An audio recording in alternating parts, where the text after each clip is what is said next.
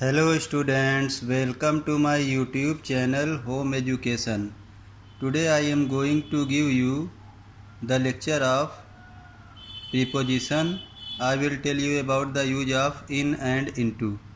So are you ready? Listen this lecture on preposition very carefully and attentively. तो student सबसे पहले मैं आपको इन का प्रयोग बताऊंगा। अब ये देखिए इन का प्रयोग मैं आपको समझा रहा हूँ। देखिए इन के सामने ब्रैकेट में लिखा हुआ है विद कांस्टेंट वर्ब्स, यानी इन का प्रयोग कांस्टेंट वर्ब्स के साथ होता है। कौन से वर्ब्स के साथ? कांस्टेंट वर्ब्स के साथ होता है। अब ये कांस्टेंट वर्ब्स क्या होता है?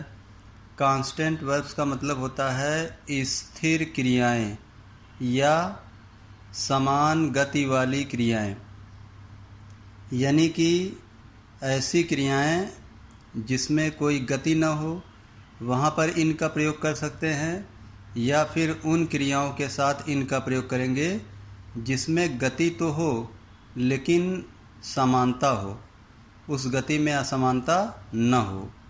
ऐसी क्रियाओं के साथ इन का प्रयोग करेंगे। ठीक है। अब जैसे एग्जाम्पल देखिए, एग्जाम्पल 1 देखिए, Ravi is walking in the garden. Ravi garden में बागीचे में टहल रहा है या घूम रहा है।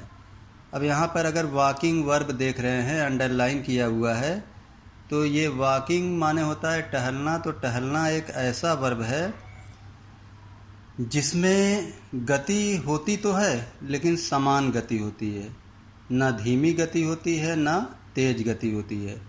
तो वॉकिंग को हम कांस्टेंट वर्ब मानते हैं, इसलिए इसके साथ प्रीपोजिशन इन का प्रयोग करेंगे। ठीक है। अब मैं आपको दूसरा एग्जाम्पल बता दूं। दूसरा एग्जाम्पल देखिए, mother is cooking in the kitchen, यानी माता जी किचन में खाना बना रही हैं, कुकिंग कर रही हैं। तो यहाँ पे जो वर्ब कुकिंग है उसको अंडरलाइन किया गया है। तो कुकिंग ऐसा वर्ब है, यानी कि ये वर्ब कांस्टेंट वर्ब है। कांस्टेंट क्यों है? क्योंकि कुकिंग करते समय इंसान की गति न धीमी होती है न तेज होती है, एक समान गति होती है। ठीक है। इसलिए कुकिंग को कांस्टेंट वर्ब मानते हैं, और कांस्टेंट वर्ब मानने के कारण इसके बगल में प्रीपोजिशन इन का प्रयोग होता हुआ दिख रहा है। ठीक है। इस तरीके से आपने प्रीपोजिशन इन को समझा, और उसका मैंने 2 उदाहरण दे करके आपको समझा दिया। अब मैं आपको प्रीपोजिशन इनटू के बारे में बताने जा रहा हूँ, बहुत ध्यान से सुनिए।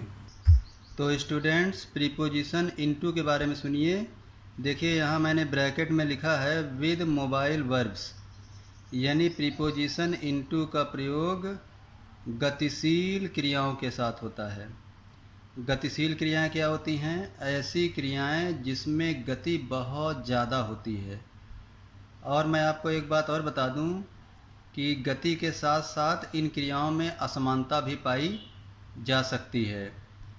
यानी आप ये समझ लीजिए कि इनटू का प्रयोग बहुत गतिशील क्रियाओं के साथ होता है।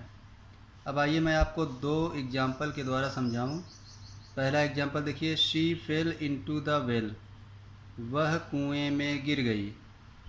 अगर आप देखेंगे फेल, जब कोई इंसान गिरता है, ऊंचाई से नीचे गिरता है, तो उसकी गति बहुत तेज़ होती है।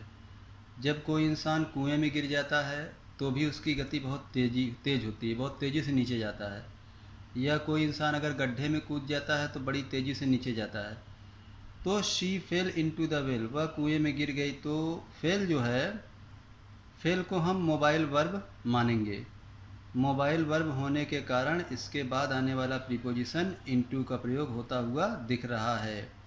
एक एग्जाम्पल और देखिए, ही जम्प्ड इनटू द रिवर, वह नदी में कूद गया।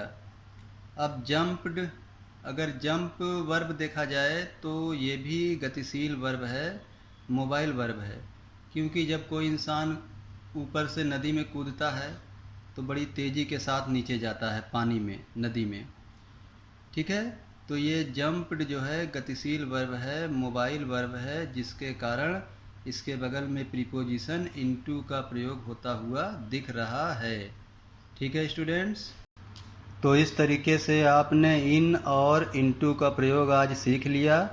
आप इन और इनटू पर कम से कम 20 सेंटेंस बनाइए, उसे मेरे पास भेजकर चेक करवाइए और इस वीडियो को अधिक से अधिक देख करके नोट बनाइए, इसे शेयर करिए और एसएससी और कंपटीशन लेवल तक ग्रामर को ये वीडियो कवर करेगा।